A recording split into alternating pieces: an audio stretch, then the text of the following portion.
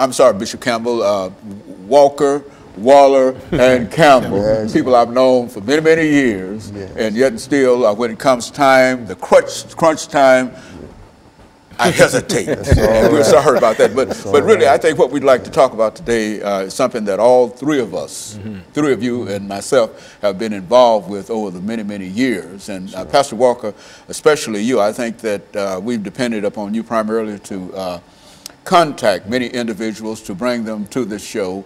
And so in a real sense, let's start off with you by having you to take a couple of minutes to give us some information about your background, your education, and some of your experiences. Then we'll allow Reverend Waller to do the same in reference to his background, education, and experience. And finally, we'll come to Bishop Campbell, and we'll allow him to sort of close us out on that first 6-minute segment. And then we'll come back, and in that 8-minute segment, we'll start with Bishop Campbell, and then come on back around and do it like that. And I think that that will be quite instructive in terms of what we're trying to do. Let's start off with you, Pastor Walker. Well, I'm Pastor KWalker. I'm the senior servant of the Hands of God Christian Church located out here at 1545 11th Avenue North. And Dr. Haney, we've done quite a few shows together, and I'm always excited and delighted to be in your presence and to be able to bring, individuals on your show that I know have some good information and knowledge as well. I'm a native Nashvilleian. I attended the public school systems here in Tennessee, here in Nashville, up until a point where I got put out. I got put out of, excuse me, I got put out of all of the Davidson County public schools, and I was not able to attend any schools in the city when I hit the 10th grade.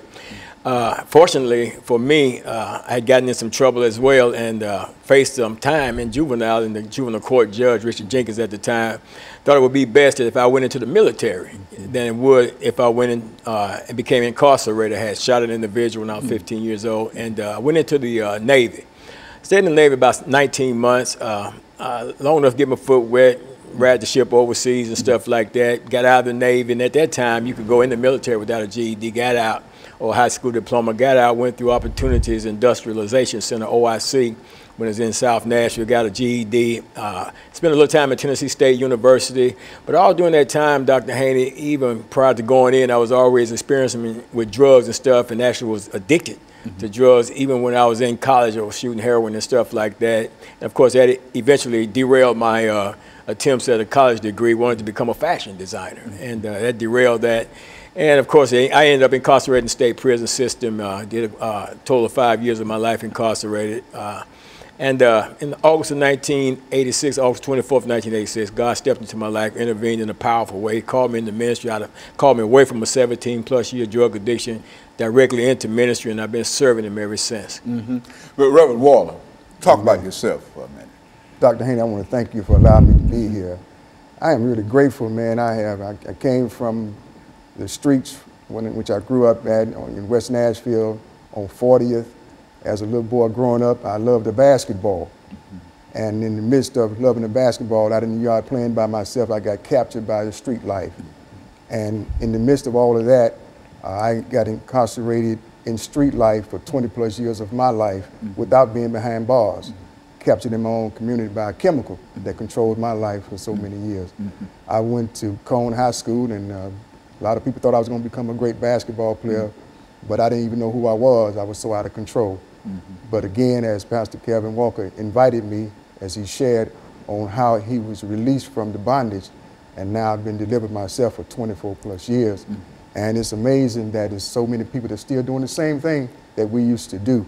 And I'm just grateful to be here to make a difference. Now, Bishop Campbell, we have a minute for you to sort of make some statements, and then we'll come back to you during the second segment and start with you. But say who you are over the last minute that we have here. Yes. Bishop Campbell, and then we'll come back to you. I also want to thank you, Dr. Haney, for allowing me to be here. My name is Bishop Marcus Campbell. I'm the pastor of the Mount Carmel Missionary Baptist Church located at 1032 Monroe Street, and founder and CEO of the Gentleman and Not Gangster Juvenile Mentoring Program that we have here in Nashville, Tennessee. And so quite a bit has been done in reference to that particular program, and I think that the three of you bring some excellent information in reference to how we might be able to deal with some of the challenges that are facing our young people today. And so we're going to take our first commercial break, and we'll be back with our audience following this very, very short a commercial break.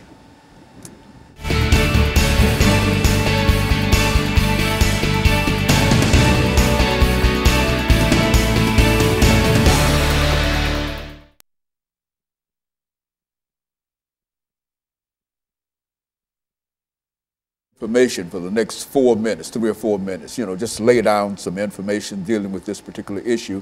Then you follow him and take about 2 or 3 minutes of that, and then we'll let you sort of wrap this second segment out for today, and then we'll come back and we'll go back down and we'll have 10 minutes to sort of bring all of this information together. But the information I think that we're getting today is very, very important information, because I think this, and that's why we like to do this background information, just to indicate that no matter what a man's situation might be today, that it was not always like that, you see, and I think that's an encouragement, and you ought to hear my story. Oh my! You ought to hear my story. I was a military brat in a real sense, with my father overseas, and he was an Air Force person and whatever. And my family, my mother and everybody was there, and I was 18 years old in Paris, France.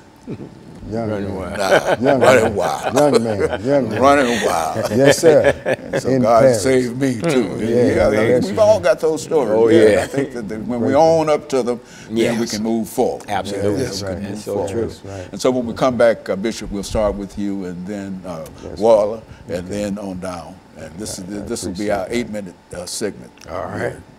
Is this the 8-minute segment? Yeah, this is the 8-minute segment. Right? That's all right.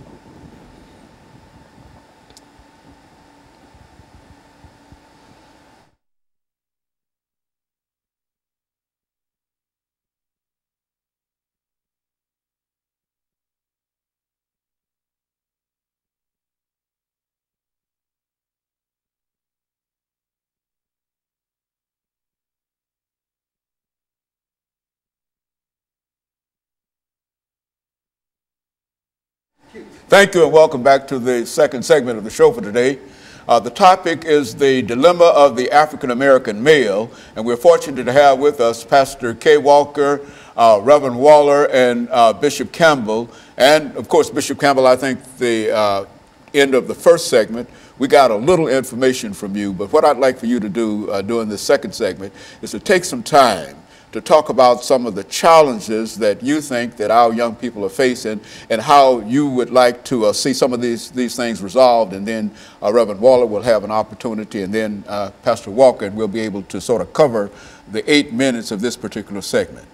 Yes, sir. Dr. Haney, dealing with the organization that we have, Gentlemen and Not Gangsters, dealing with the juveniles that do come through the program, one thing that we do notice is that we have an economic dilemma. Not only that, we have an educational dilemma, and we have a personal dilemma. The economic dilemma is that mom and daddy might be incarcerated or have been incarcerated. It's hard for them to get a job and provide for their family with those felonies on their background. Juveniles are not able to have any employment because of their age, or they're just not jobs that's willing to give them a chance or to try them out. When we look at the economics, most in the black community, not many of them is making more than minimum wage because of the educational background of where they don't have a great education. When we look at a lot of schools in our black community, especially here in Nashville, their test scores are so much lower than schools that are outside of the demographic of where we live at in the poverty places in Nashville that we are. And the personal issue that I see is that because of the parents and what they are accustomed to, what they have been taught, what they have gone through in their lives, they're teaching their kids the same thing. So they're just prone to what they've been taught, what they see, their environment, and it's causing a dilemma with our black males because they're becoming what their environment is. And I just believe if we had a better economical system for our black community with great educational background there to support them to be able to get their economical ways together, I think the personal problem with the parenting and the child would be totally different. But that's what we deal with a lot of times. We find that the parents are not as involved and engaged in their life as they should be. We care more for the kids than they do. They drop them off at the front door, they leave them. They don't come inside to see what the program is about. A lot of times they might not even drop them off. They give them a little bit of bus fare and tell them to get there the best way they can. So I think there's a big overall picture that we can't just key in on one point dealing with the dilemma with our young black males in America. You know, Bishop Campbell, what I'd like to understand, and perhaps you might be able to give us some information in reference to this, do you think it would be cost effective for our governmental officials to provide our young men and women with some kind of employment instead of simply refusing to do anything in that direction? Do you think that that would help us out? It would help us greatly. You know, being in the faith-based community, we have a saying of what we say is the idle mind is the devil's workshop. And I believe that these young teenagers, our juveniles, had an opportunity of employment, that it would teach them leadership, teach them responsibility, give them a great reference, a great start in their life, to show them that you have to work for what you want and not go out and take it from somebody else or selling to destroy somebody else's life to be able to benefit your own pocket. What about you, Brother Waller? Dr. Haney, what I know about the youth and people as a whole in our community, this is a trap. And what happens when a trap is set for you, you don't see the trap. And once you're captured into the trap, such as I was, I didn't even know I was in a trap because the things that I was trapped in was attractive. So we have to be mindful of what we do in front of others. People were doing things that had my attention, and it caused me to desire to be into what they were doing. And after doing so, and then got captured, it was like, this is a wonderful thing. I'm getting high, I'm getting money, I understand the language, but it's one thing that I didn't know, and that is that the trap was so powerful that once you get in it, there's an enemy, and you have to do his will. And I was that person that came to my senses, as the Word of God says, after you had come to your senses and escaped the snare, the trap of the devil, having been taken captive by him to do his will. So once a person is trapped, they're going to do his will. Now what we have to do is bring forth great information that's so powerful that they would miss the trap. Now after I was released from the bondage that I was in, I was told to go back to my community in which I had made so effective in the unrighteous path that people followed me, admired what I was doing, but I was in a trap. So I called so many people to be in a trap with me, and he's sending me right back out there to get the people that's still out there out of the trap. And that's my responsibility. And I've written a book that's entitled Still High, one of the greatest books that I think that could help our communities and get people back into the swing of what we really need. And that's my desire, and that's why I'm out in the streets. New Way Outreach Ministry is a ministry that reaches out. Don't be inside of the building. I'm outside where the people are that's hurting, that's crying for help. And my encouragement to the people that's in the church, come out of the building. You never know the importance and of that. so the idea of the book, Still High, Yeah. is to indicate that you are still high, but you're high on something outside of what you were generally high on, and the experience is greater, Much greater, with being still high than it was during the earlier parts of your situation. Is that what you're saying in reference to that? That's what I'm saying, and it don't cost you a dime to keep this high once you learn about it. And it has so much information that the same enemy that captured me don't want nobody to get this book. This book been out since 2013, and I believe Nashville should be flooded with the book. If you want to see a difference, you never know until you try it. And I think some of the problems that we're talking about here are not problems that are limited in terms of the African-American experience and the African-American male, because in a real sense, getting high in the other sense is a national problem now, which is to say that more people are dying of cocaine and et cetera than in automobile accidents and et cetera. And so I think what you have there as a book is something that is very, very valuable and needed in terms of the kind of situations that we find, not African American males, Yeah, but African Americans, yeah. other groups, and all of them find the same problems, the same challenges, and et cetera. And so what we're going to do, Reverend Walker, we're going to take this second commercial break, and then we're going to come back and we're going to start with you doing this last 10-minute segment and then go down. And we'll be back with our audience following this very, very short commercial break.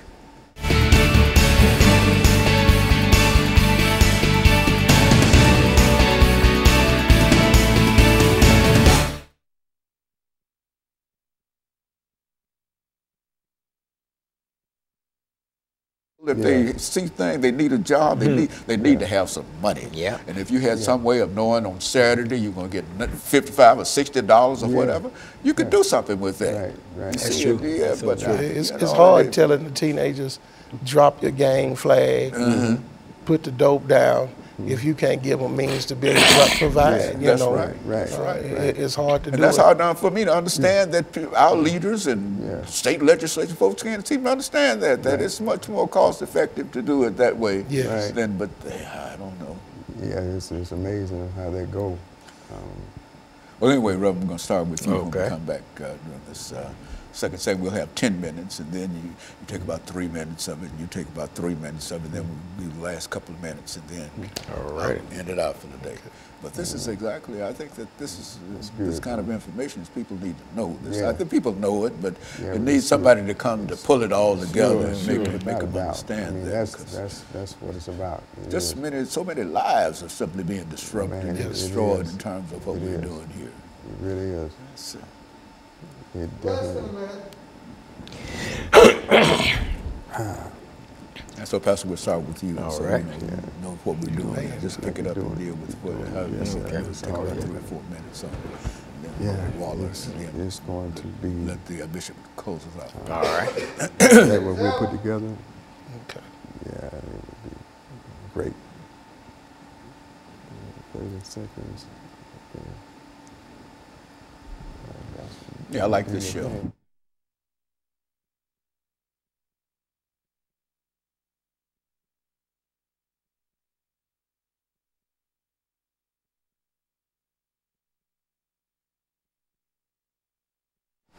Thank you and welcome back to the final segment of the show for today. We're talking to Pastor Walker, Reverend Waller, and Bishop Campbell. Reverend Campbell. Yeah, that's all right. Hey, I'm a pastor here, I'm a reverend there, right, and I'm a bishop down there. By the time I get to the bishop, I forget who the bishop is. Out of all that. Next time, Bishop, I'll start with you. But let us start off, Pastor Walker, really by making some comments in reference to the topic that we're trying to deal with today. And I think all of us understand the tenor and the purpose of what we're trying to do here. And let's speak from that perspective. Okay.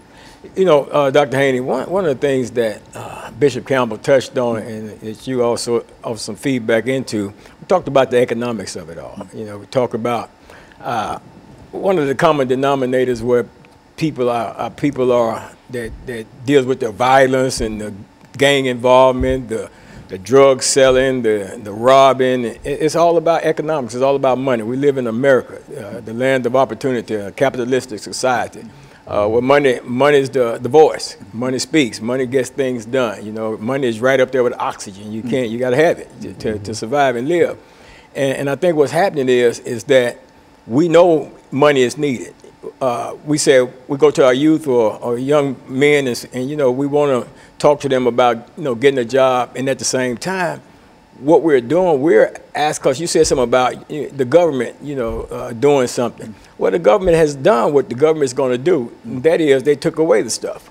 You know, they began to take away those things that worked. You know, the government took away the ability for a young black man to go into the military without having a high school diploma or graduating high school. That was a safety net that kept us out of the school to prison pipeline. You know, we had an option right there to go into the military. You could drop out of school, and a lot of us grew up with the idea and thought, and I hear we drop out of school and go to the military. But now you can't do that either. So, you know, then, you know, you got the summer program that they took away, the community centers that they took away, and, you know, and we look at all this stuff, the feeding, you know, youth in the park, all that kind of stuff that the government provided and began to take away. And then Bush with this faith-based initiative stuff, which is just another mechanism to control folks. You know what I'm saying? So my thing is this. I don't think it's logical for anybody that's really out here trying to help the youth try to build our community or help restructure some things. I don't think it's logical to believe that the government's going to give us something that they're taking away. You know, why would we think that the government, you know, is going to give us some money to help us when the government is the one taking the money away from us that was helping us? So what we have to do, we're going to have to create our own.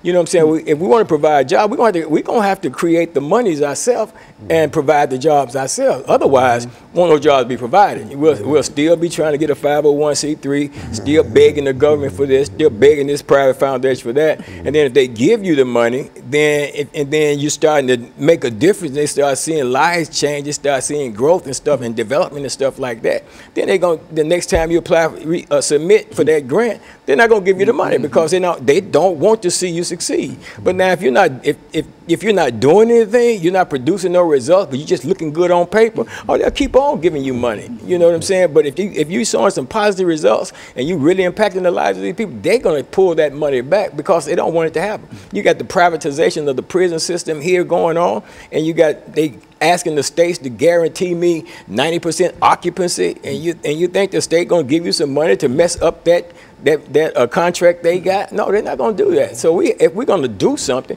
then we got to create our own monies, and we got to come together. You know, if you want to change a community, you got to buy it. You got to go in and buy it. You see it happening all over town. 12th South used to be 12th Avenue South. When folks went in there and bought it, they turned it into 12th South. I mean, we could do the same thing if enough people would just come together and pool resources. You know, there's industries out here. If I stand in a room full of young black males that's selling dope, I'm not going to go in there talking to them about go get you a job, because these are entrepreneurs. I need to talk to them about their job. Yeah, that's the only job that they find available, and that's the job that they work. And that's it. They're entrepreneurs at heart. So you got to talk to them about entrepreneurship. You got to show me a way I can make some money. You know what I'm saying? Some real money out here. Show me how I can own my own business and how I can employ some people myself. That's what we have to do, and stop begging the government for stuff that their government ain't trying to give us. Brother Waller. Dr. Haney, what I like about an opportunity to reach out is that the gift that we have. A lot of us have gifts and don't really know how to exercise it. And when we do and get captured, we can no longer pursue it. That happened to me. So I have a chapter in my book called Forsaken Talent. And then after that, the chapter next to it is called Out of Control. And if you don't mind, I'll give you a little reading of it, just a little dab of Out of Control. This is what used to happen to me years ago before I ever thought about it in book writing. I can remember people asking me, Ricky, what college are you going to? Or who is recruiting you? My answer was always the same: college. Why would I go to someone's college and take a chance on breaking my ankle? I am making more money now than I would going to somebody's college. That's how I used to talk back then. And I said, how